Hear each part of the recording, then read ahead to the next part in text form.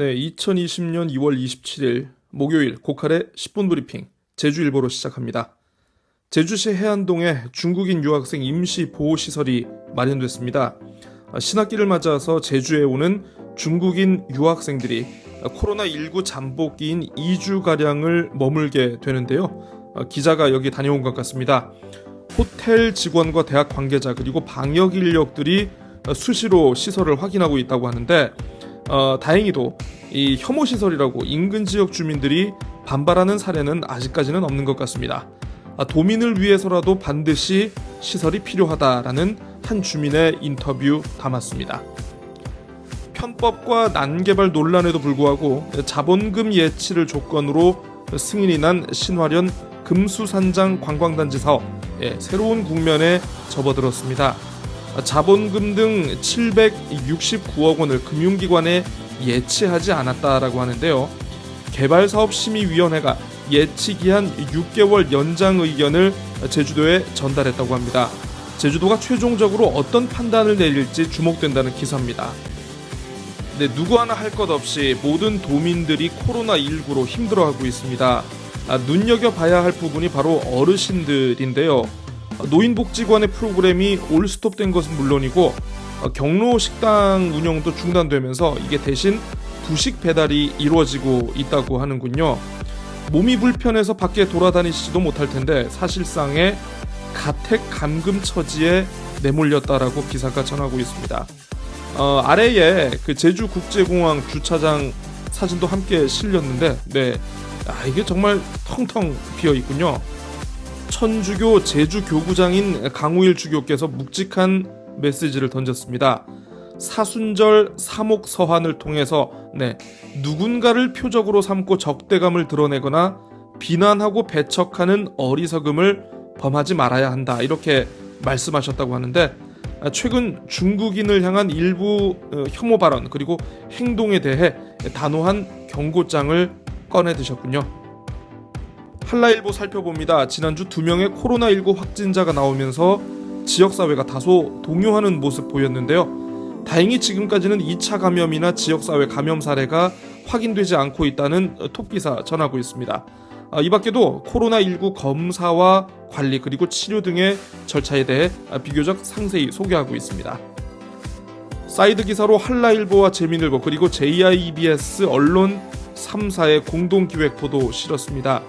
20개 어젠다 가운데 6번째로 저조한 제주국제자유도시 추진 실적과 미흡한 4.3의 완전 해결 다루고 있습니다. 제주일보가 노인들의 현실 기사로 다룬 반면 한라일보는 일용직 노동자들의 생계 문제 전하고 있습니다. 말 그대로 하루 벌어 하루 생계를 이어가는 분들이 적지 않으실 텐데 지금과 같은 상황에서는 이게 생활이 아니라 생존을 걱정해야 하는 처지가 아닌가 싶습니다. 텅 빈 직업 소개소의 모습 사진에 담았습니다. 아래 기사 잠시 볼까요? 코로나19 때문에 중국 선주들이 배를 띄우지 않는 것인지 아니면 사람들이 배를 타지 않으려는 것인지는 몰라도 제주 해상에서 벌어지는 중국 어선들의 불법 조업 자취를 감췄다라고 합니다. 지난달까지 14척을 단속했다고 하는데 2월 들어서는 단 한 건도 없다고 하는군요. 제주신보 넘어갑니다. 제주에 거주하는 신천지 교인 646명의 명단을 확보한 제주도가 전수조사를 시작했다는 머릿기사 전하고 있습니다.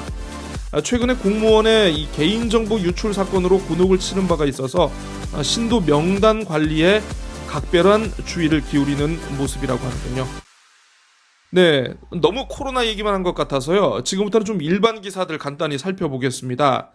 제주신보 등이 도민 참여단을 통한 총선 어젠다 제시한다라고 어제 말씀드린 것 같은데 제주시갑 선거구에서는 모두 40여 개의 현안이 도출됐다고 합니다. 드림타워 교통 문제, 그리고 원도심 주차난, 양돈장 악취와 병문천 복개, 그리고 원도심 도시재생 문제 등이 제시됐다고 하는데요. 이 밖에도 제주 지역 최대 현안으로 제2공항 문제와 그리고 쓰레기 하수 처리를 꼽았다고 하는군요. 국제자유도시 추진이 미흡하다, 4.3의 완전 해결 시급하다라는 어젠다를 제시한 한라일보 등 언론 3사와 좀 뭔가 결이 다른 느낌이 든다, 이런 생각이 듭니다. 경조사 답례품으로 자주 등장하는 제주사랑 상품권. 네. 하지만 사용처가 제한돼 있다 보니 경쟁자인 농협 상품권에 많이 밀리는 모습인데요. 서귀포시가 제주사랑 상품권 이용 범위를 늘리기 위해 카페나 음식점에서도 사용이 가능하도록 제도 개선을 해달라고 제주도에 건의했다고 하는군요. 네, 이 밖에도 동계 소각장 사용 시한을 오는 2023년까지 2년 더 연장하기로 했다는 소식도 있고요. 제주개발공사 사장 공모에 모두 6명이 지원했다는 소식도 함께 전하고 있습니다. 마지막으로 재민일보입니다. 앞으로 2주 동안이 코로나19 제주 지역 확산 여부에 중대 분수령이 될 것이라는 톡기사 전하고 있고요. 바로 옆 기사 살펴보겠습니다. 산업통상자원부가 오늘 2020년 신재생에너지 기술개발 및 이용보급 실행 계획이라는 것을 발표한다고 하는데 제주 한림해상 풍력발전단지를 비롯해서 전국에 15개 단지가 여기에 포함이 됐다고 하는군요.